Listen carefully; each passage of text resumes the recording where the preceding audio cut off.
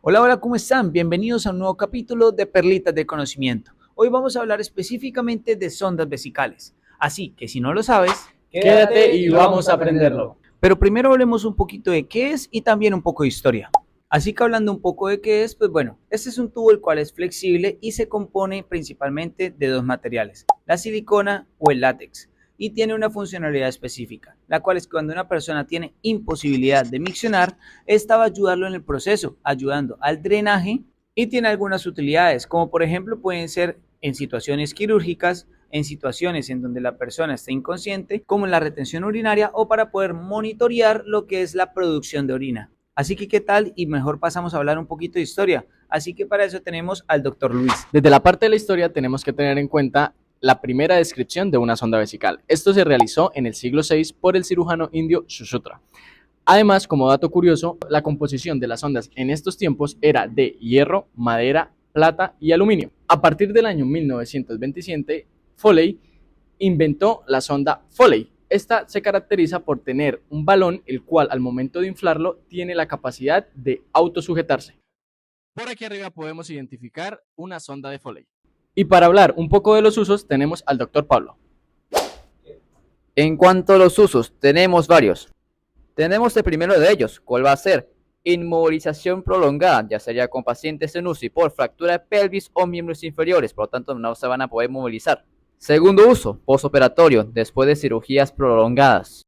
Tercero, obstrucción del flujo de la orina desde la vejiga. Tenemos el cuarto, disfunción neurógena, que sería que lesiones medulares o esclerosis múltiples que van a complementar lo que sería los nervios de la vejiga. Ahora vamos a hablar de las características de la sonda de Foley. Claro que sí. Y para empezar, podemos hablar un poco de lo que es el tamaño y también las características de la misma. Así que para empezar a hablar, tenemos cuatro parámetros importantes: el tamaño, la forma de la punta, el material y el balón del catéter. Y en el tamaño estamos hablando de una escala en específico, la cual es la escala de French. Y esta escala simplemente lo que nos va a hacer es darnos una idea del tamaño del catéter que debemos utilizar. Y para ello vamos a tener la siguiente analogía. Si hablamos un poco de equivalencia, podemos ver que un French equivale a 1/3 de un milímetro. Es decir, que si en la escala iríamos a utilizar 18 French, esto nos daría un resultado de 6 milímetros del tamaño del catéter. Y por aquí les dejamos un poquito de la fórmula. Hablando un poco de la forma de la punta, tenemos dos parámetros. Uno, que sea recta, o dos, que sea curva. En la recta normalmente la vamos a utilizar en mujeres y esta oscila entre un tamaño entre los 14 y los 16 French. Por otro lado, lo que es la forma curva la vamos a utilizar en pacientes mayores de 50 años o en hombres que tengan un tamaño aumentado de la próstata, que es lo que nos va a ayudar a que ésta circule más fácil por la uretra prostática y normalmente tienden a ser de mayor tamaño. Hablando de los materiales, tenemos el látex y la silicona, como se los nombré al inicio. Por el lado del látex tenemos que es un poco más flexible y además de esto también lo vamos a utilizar en usos más prolongados. Hay que tener en cuenta que hay pacientes que son alérgicos al látex y claramente no vamos a poder utilizarlas en ellos. Por el otro lado tenemos lo que es el catéter o la sonda de silicona, el cual es un poco más rígido, pero hay que tener cuidado porque puede causar irritación en la zona de la uretra. Ahora hablemos un poco de lo que es el tamaño del balón. En el tamaño del balón vamos a tener tres parámetros. El primero de ellos, que es el estándar, el cual es de 10 ml, es decir, se va a llenar con esta cantidad y es el que se utiliza normalmente en los adultos. Por el otro lado, tenemos el balón pediátrico, el cual se va a llenar con tan solo 5 ml. Recordemos que se debe llenar con agua estéril o con solución salina y jamás debemos de exceder el volumen.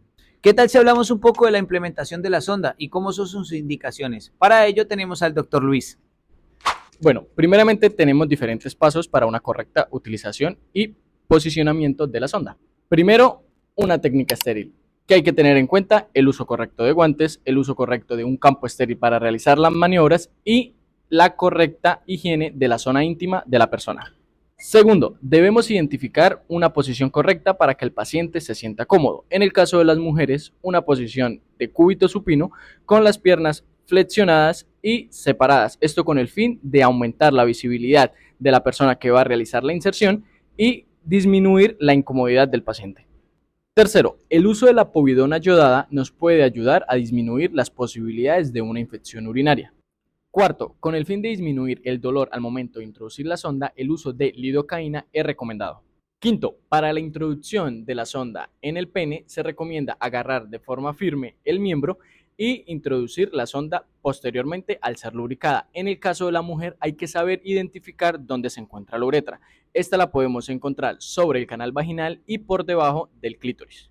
Sexto, para identificar que la sonda está en la posición correcta, debemos identificar el flujo de orina a través de la misma. Séptimo, para fijar la sonda debemos inflar el balón con el volumen correcto de líquido, como nos explicaron anteriormente. Octavo, para retirar la sonda se deben cumplir con los mismos estándares de higiene que al momento de introducirla. Esto requiere guantes, un correcto lavado previo al retiro de la sonda y un campo estéril. Noveno, en caso de haber resistencia al momento de retirar la sonda, no se debe forzar la misma. Hay que verificar de que el balón esté correctamente desinflado y posteriormente retirar la sonda. Ahora pasemos a hablar de los cuidados que se deben tener en un paciente con catéter. Por parte de higiene del sitio de inserción, se tiene que lavar con agua y jabón, pero jamás con alcohol porque esto va a irritar. Ahora, el manejo de la bolsa recolectora. Esta tiene que siempre estar debajo de la vejiga para evitar el reflujo de la orina. Y siempre después de cambiarla se tiene que lavar con alcohol para evitar alguna infección. Siempre se tiene que llenar la bolsa recolectora hasta la mitad porque si se llena completa, eso lo que va a hacer dificultar el drenaje. Y por lo general se tiene que recomendar cambiar el catéter en cada 4 semanas. Y ahora les hablaremos un poco de lo que son las complicaciones asociadas al catéter, siendo la infección urinaria la más característica y común de ellas. Desde el momento en que se posiciona el catéter dentro de la uretra, aumenta la probabilidad de sufrir una infección, esto en un 7%. Además, tenemos que tener en cuenta que el uso prolongado del catéter por alrededor de 30 días aumenta la probabilidad hasta en un 98% de sufrir una bacteriuria. Ahora recordemos que también hay pacientes que son más propensos a sufrir este tipo de infecciones, como lo son adultos con una edad avanzada, las mujeres, personas que tengan diabetes o aquellos que tienen un uso muy prolongado de este catéter.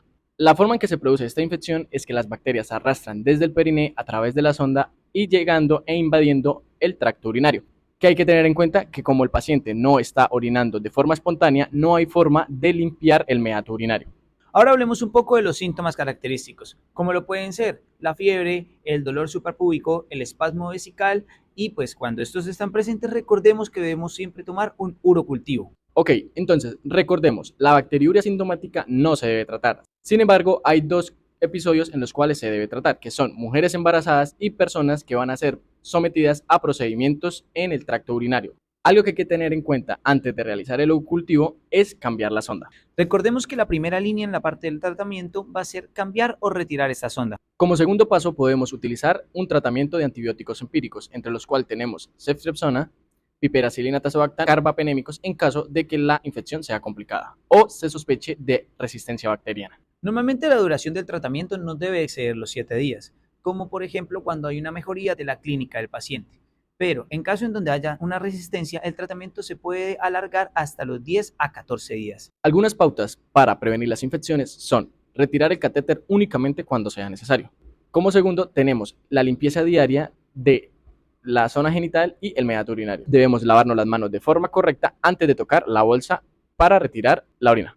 Recordemos que no debemos desconectar la bolsa a pesar de que no sea estrictamente necesario y el tamaño más recomendado para usar es entre 14 a 16 French. Y estas son algunas de las instrucciones que tenemos para cambiar el catéter antes de tomar un cultivo, cuando hay obstrucción del mismo o durante el tratamiento de una infección urinaria. Por otro lado, tenemos la bacteriuria sintomática, que hay que tener en cuenta que esta no debe ser tratada si el paciente no tiene síntomas, ya que esto puede facilitar la resistencia por parte de las bacterias. Otras complicaciones que podemos encontrar en los pacientes que tienen sonda vesical son la obstrucción por cristales. Esto puede suceder hasta en el 50% de los pacientes. Por otro lado, tenemos algunas bacterias que forman biopelículas sobre el catéter. Además, tienen diferentes enzimas que van a aumentar el pH de la orina, esto ayudando a su supervivencia. Además, unido a la primera parte, el pH alcalino facilita la cristalización del fosfato y del magnesio, esto aumentando la posibilidad de obstrucción del catéter. Una recomendación para evitar la obstrucción del catéter es el consumo de cítricos, ya que estos disminuyen el pH evitando la formación de cristales. Además, se puede realizar un lavado de la sonda por medio de solución salina. Otra complicación es el cáncer de vejiga, que hay que tener en cuenta que el uso prolongado de la sonda por medio de la uretra va a erosionar el epitelio de la uretra, esto aumentando las probabilidades de mutaciones en la misma. Y por último, se recomienda utilizar la citoscopia cuando encontramos una hematuria franca. Ahora hablaremos de las molestias asociadas al catéter. Algunas de las molestias asociadas al catéter van a ser la fuga de orina. Eso va a ser por doblamiento del catéter, va a ser por acumulación del sedimento urinario del catéter o que la bolsa recolectora de la orina está por encima del nivel de la vejiga y eso lo que va a causar es un reflujo. Uno de los fármacos, si persiste esta molestia, va a ser como la oxibutidina. Este es un anticolinérgico. A largo plazo va a mejorar la complacencia vesical y va a evitar el daño renal. Otras de las molestias van a ser por el rozamiento o lo que sería el movimiento del catéter. Por lo tanto, tiene que ser inmóvil.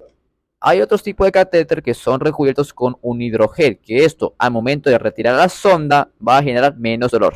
Otra molestia va a ser la disuria. Entonces, ¿qué tratamiento farmacológico vamos a tener? Un medicamento llamado fenaxopilidina, que esto es un medicamento que va a aliviar lo que es el ardor. Un efecto secundario sería que la orina lo tiñen de naranja, aunque este medicamento está contraindicado en pacientes con insuficiencia renal. Ahora hablemos de la erosión uretral, y este es el daño producido por la exposición prolongada del catéter por la uretra. Y recordemos que normalmente sucede por el mal posicionamiento del mismo. Que si este daño no se detecta rápidamente puede llegar a producir necrosis por el mal posicionamiento. En caso de sospechar erosión, debemos visualizar de forma directa la uretra, esto con el fin de identificar alteraciones en la anatomía de la misma.